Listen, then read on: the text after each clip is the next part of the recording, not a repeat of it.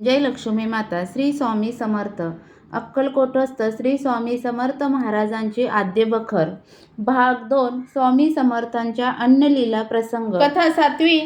श्री स्वामी समर्थ महाराजांनी मृत उंदरास जिवंत केले.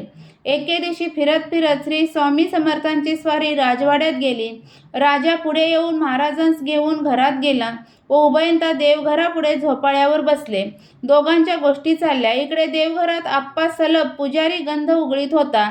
तो एक उंदीर येऊन निरांजनातील फुलवाती खाऊ लागला. त्याचकडे सलबाची नजर गेली. देवघरात उंदरांचा त्रास झाला होता. नित्य उंदीर वाती खाऊन जात. आपस उंदराचा राग येऊन त्याने हातातील खोड मोठ्या जोराने उंदरावर फेकले. त्यासरशी उंदराचा प्राण गेला. मग शेपूट धरून उंदरास बाहेर टाकण्यास आप्पा घेऊन चालला. महाराजांनी उंदीर इकडे आण म्हणून आप्पास आज्ञा केली. आप्पाने महाराजांच्या हाती उंदीर दिला. त्यास घेऊन महाराजांनी उंदरास झोपाळ्याचे कड्यातून इकडून तिकडे तिकडून इकडे असे 10-5 वेळा काढघाल केली. मग त्यास हातात घेऊन बच्चा जाव म्हणत उंदीर सजीव होऊन ताडकन उडी मारून आपल्या बिळात पळून गेला. हा चमत्कार पाहून राजास महाराजांच्या अद्भुत शक्तीबद्दल मोठा चमत्कार वाटला. कथा 8वी. मी तुझे गावी आलो असून तू इथे काय येतोस? हा चमत्कार घडला त्याच वर्षी श्रीमंत मालोजीराजे गुरुप्रतिपदेच्या उत्साहास गाणगापुरी गेले होते. दरवर्षास गाणगापुरात जाऊन त्रिरात्र तेथे वास करून ब्राह्मण भोजन घालून राजेसाहेब परत येत. यावर्षी ब्राह्मण भोजन झाले आणि त्या रात्री श्री नरसिंह सरस्वती स्वामी स्वप्नात येऊन बोलले की मी तुझे गावी आलो असून तू येथे काय येतोस? हे स्वप्न पाहून राजा जागा झाला व दुसऱ्या दिवशी अक्कलकोटास परत आला. श्री स्वामी समर्थ साक्षात दत्तावतार आहेत अशी त्यांची खात्री झाली. मग स्वामींच्या पादुका घेऊन त्यास गंधलेपन करून त्या देवळात पूजेस ठेवल्या. पुढे गुरुप्रतिपदेचा उत्साह राजा अक्कलकोटातच करू लागला. अद्याप पावे तो मोठ्या थाटाने तो उत्साह होत असतो. कथा 9वी. चौफुला विहिरीत टाकू. एक वेळ श्री स्वामी समर्थ राजवाड्याच्या अंगणात फिरत होते. तितक्यात हुजऱ्याच्या हातात सुवर्णाचा चौफुला होता. तो महाराजांनी हिसकावून घेतला. अंगणात एक खोल विहीर होती. तिकडे पाहून महाराजांनी राजास प्रश्न केला, चौफुला विहिरीत टाकू?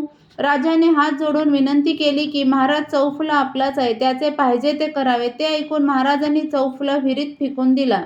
सोन्याचा चौफुला गेला म्हणून सर्व लोक खेदयुक्त मुद्रेने पाहू लागले. राजास महाराजांच्या सामर्थ्याबद्दल पूर्ण खात्री होती. सबब त्या चौफुला गेल्याबद्दल काहीच फिकीर वाटली नाही. रात्री महाराज वाड्यातच राहिले. दुसऱ्या दिवशी प्रातःकाळी महाराज पुन्हा अंगणात खेळू लागले. तेथे राजाही आला. अरे पोहरा आण म्हणून महाराजांनी राजास आज्ञा केली. राजाने तात्काळ पोहरा व दोर आणविला. विहिरीत पोहरा सोडून बाहेर काढला. तो काय चमत्कार झाला पहा. पोहऱ्यातून सुवर्णाचा चौफुला वर आला. चौफुल्यातील लवंगा, वेलदोडे तसेच असलेले दृष्टीस पडले. हा चमत्कार पाहून राजास व सर्वांस मोठे आश्चर्य वाटले. महाराज चोळाप्पाकडे वास करून त्याचे देव बनून राहिले. नमस्कारा वाचून चमत्कार नसतो अशी आपल्यात एक म्हण आहे. चोळप्पाची तरी महाराजांच्या चरणी भक्ती उगीचच लागली नाही. अनेक अमानुष कृत्ये अनुभवून चोळप्पा श्री स्वामींचा भक्त बनला. तो घरचा दरिद्री असल्याने घरची भांडी घाण ठेवून महाराजांस जेवू घालण्यास त्यास प्रसंग येई. पुढे लवकरच राजाकडून महाराजांकरिता नेमणूक ठरली. महाराजांची तरी कशी चमत्कारिक लीला होती पहा. जो पावे ते चोळप्पा स्वतःच्या घरची भांडी घाण ठेवून महाराजांस जेवू घाली. तोपर्यंत महाराज दुसरे कोठेही न जाता त्याच्याच घरी जेवीत असे. पुढे राजाची भक्ती बसून राजवाड्यातून नित्य महाराजांकरिता व चोळप्पाच्या माणसांकरिता शिदा येऊ लागला. तेव्हापासून महाराज चोळप्पाच्या घरी क्वचितच जेवीत. नित्य गावात फिरून भक्ताच्या घरी जेवीत असत व पुढे गावनगाव हिंडू लागले. कथा 10वी. आम्ही संन्यासी, आमच्या मागे तुम्ही लागू नये. प्रथम 2 महिने महाराजांनी चोळप्पास अति त्रास देऊन त्याची कसोटी पाहिली.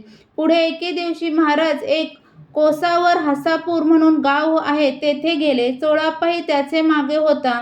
महाराजांनी रागवून सांगितले, आम्ही संन्यासी, आमच्या मागे तुम्ही लागू नये. तुम्ही घरी जाऊन प्रपंच करावा. असे सांगून महाराज झपाट्याने चालले. तो चोळाप्पा त्यांचा पिछा सोडिना. महाराजांनी मागे वळून चोळाप्पास शिव्या दिल्या व परत जाण्यास सांगितले. पण तो कशाचा परत जातो. हात जोडून त्याने महाराजांची प्रार्थना केली. महाराज, मी घरदार सोडीन, बायका पोरे सोडीन, सर्वाचा त्याग करीन, पण श्रीचे चरण सोडणार नाही. त्याची दृढ भक्ती पाहून महाराज प्रसन्न झाले. आपल्या पायातील खडावा महाराजांनी चोळाप्पाच्या अंगावर फेकून त्यांची पूजा करण्यास आज्ञा केली. चोळाप्पा भक्तीने पादुकांची पूजा करू लागला. पुढे गावातील आजारी, समधी, व्याधीग्रस्त वगैरे लोकांस चोळाप्पाच्या घरी पादुका आहेत, त्यांच्या दर्शनाने व्याधींचे निरसन होईल म्हणून दृष्टांत होऊ लागले. खुद्द महाराजांची ही अगाध कीर्ती सर्वत्र पसरू लागली. कथा 11वी. श्री स्वामी समर्थ महाराजांच्या चोळाप्पाकडील लीला. ज्या अंथरुणावर चोळाप्पाची मुले बाळे निजत त्यावर महाराज निजत असत.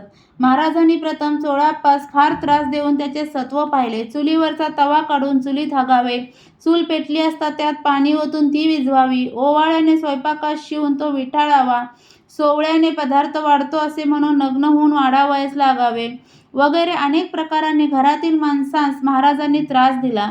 एके दिवशी सण असल्याने चोळाप्पाच्या बायकोने परातभर पुरणाच्या पोळ्या केल्या होत्या.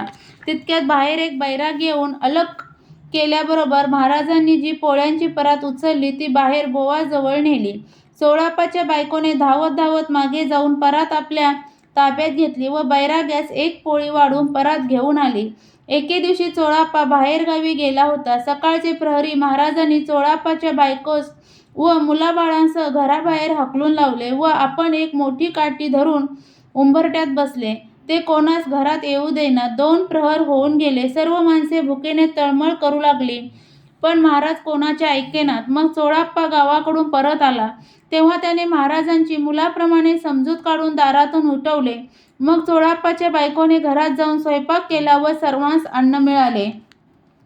एक वेळ असे झाले की चोळाप्पाच्या बायकोस 9 महिने भरून प्रसूती समय नजीक आला. पोट दुखू लागले म्हणून बाई खोलीत बाजेवर जाऊन निजली, पण महाराजांनी जो हट्ट धरला तो ते खोलीचे दार लावू देईनात. एवढेच नाही तर महाराजांनी खोलीत उद्योग चालवला तो असा की मडक्याच्या उतरंडी होत्या, त्या उतरून सर्व मडकी खोलीभर पसरली.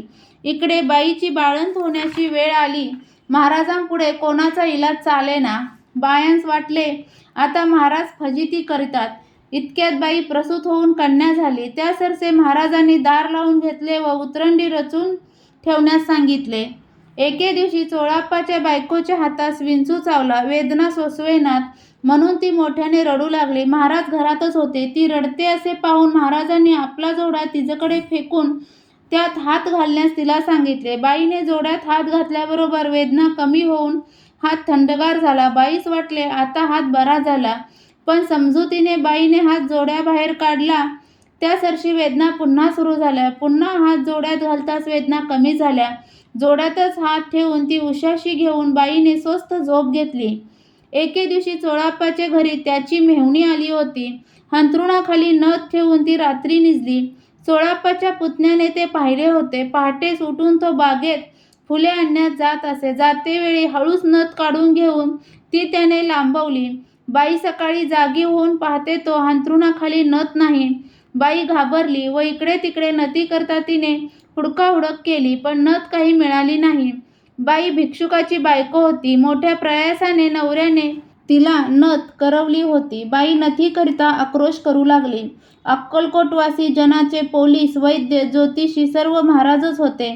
महाराजांजवळ जाऊन बाईने रडत रडत नथ चोरीस गेल्याचा मजकूर सांगितला. महाराज बाईस म्हणाले, रडू नको, उगीच बस, तुझी नथ सापडेल. बाई महाराजांजवळ बसली. 1 तास झाला, नथ मिळत नाही. हे पाहून बाई महाराजांजवळ नथीबद्दल पुन्हा विनवणी करू लागली. थांब ग, तुझी नथ मिळेल, घाबरतेस का? म्हणून महाराज बाईस म्हणाले. पुढे चोरी करणारा मुलगा फुले देवळात ठेवून घरात आला. त्यास पाहून महाराज म्हणाले, अरे ती रडत आहे, तिची नथ दे. पोऱ्या नथ घेतल्याने कबूल करीना. त्यास शिवा देऊन महाराज म्हणाले, सकाळी अंथरुणाखालची नथ नेली, देऊन टाक. महाराज रागवलेले पाहून मुलाने बाईची नथ गुपचूप काढून दिली. आजच्यापुरते इतकेच. श्री स्वामी समर्थ. जय जय स्वामी समर्थ.